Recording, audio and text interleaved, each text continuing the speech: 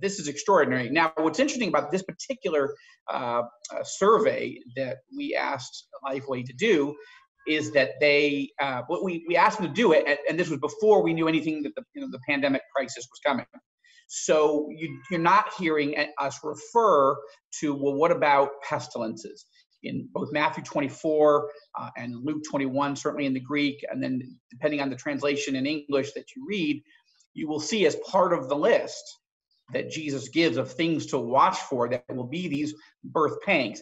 Not the end, not quite exactly right when he's going to arrive in his second coming, but things that will be leading up and will be preparing the world, certainly preparing the church.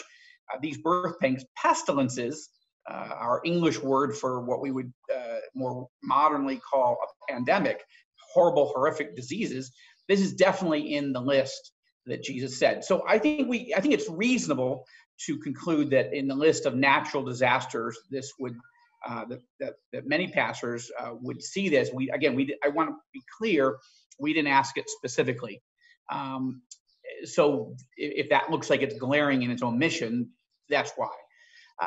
But I actually think that if we took this survey, a week from now, a month from now, I think we would see these numbers actually grow.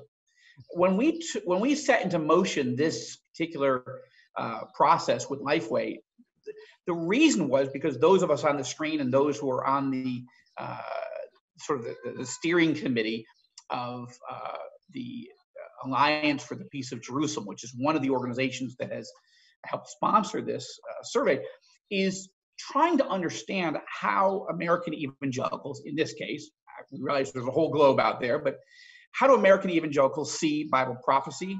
Where do they see the role of Israel and God's plan and purpose for Israel in Bible prophecy? How have they been theologically trained? What type of school of eschatology do they put themselves in terms of what they think is going to happen in the future? And what do they teach?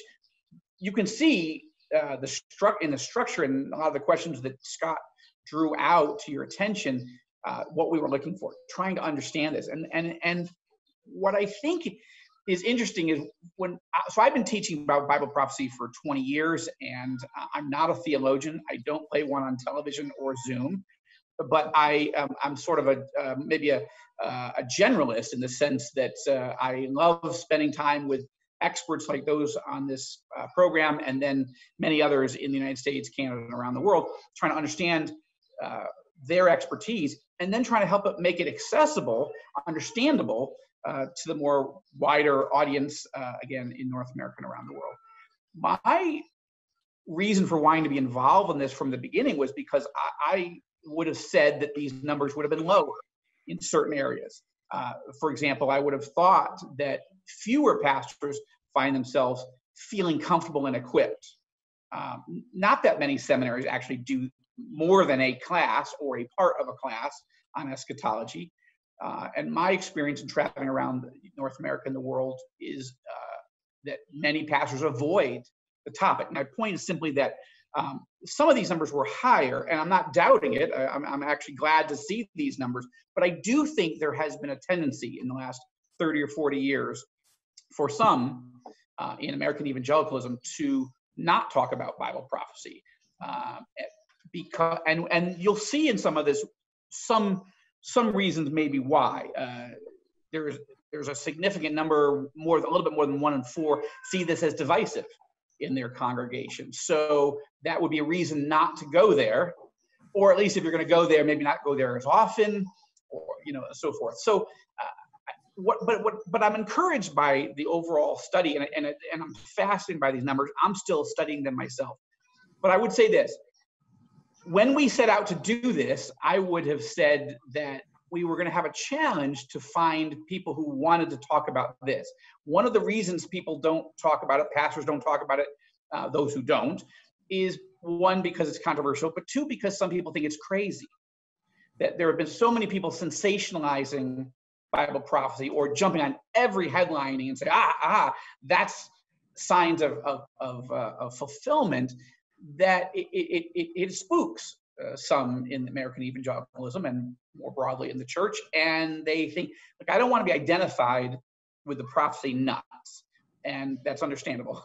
And you know the types we're talking about, right? Their websites are all glowing red and black, and all their sentences are in capital letters and have 92 exclamation points at the end. And this, you're like, dude, you just have some decaf. It's going to be okay.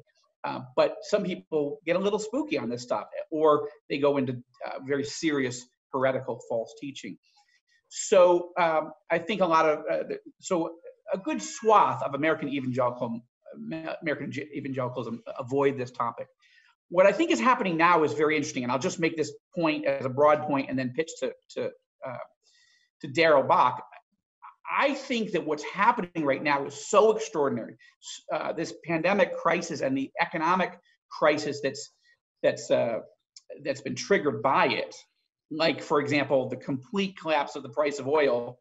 We are in a reverse situation from the early 1970s, where the Middle East was using oil as a weapon against the rest of the world, and prices were so high.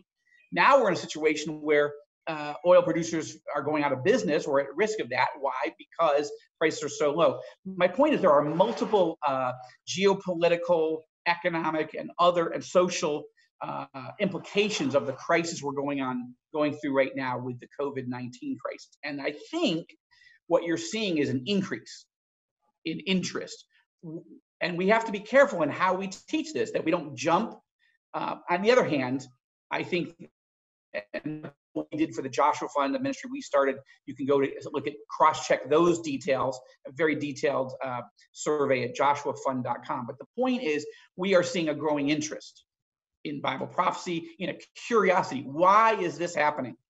Right? It's not a foreign war. Something is happening, and God is letting it happen.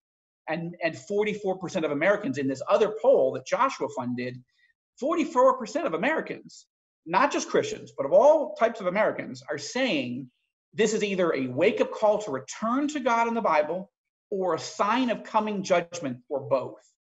That's extraordinary, because that includes atheists and agnostics and Jews who don't believe in Jesus and all kinds of others. This was specifically pastors who believe in Jesus. So these numbers are telling us that there's a growing interest as people try to process what they're seeing around them and the fears that they have in light of the Bible. That's an important point for the church to be identifying and to teach wisely and carefully at a moment like this.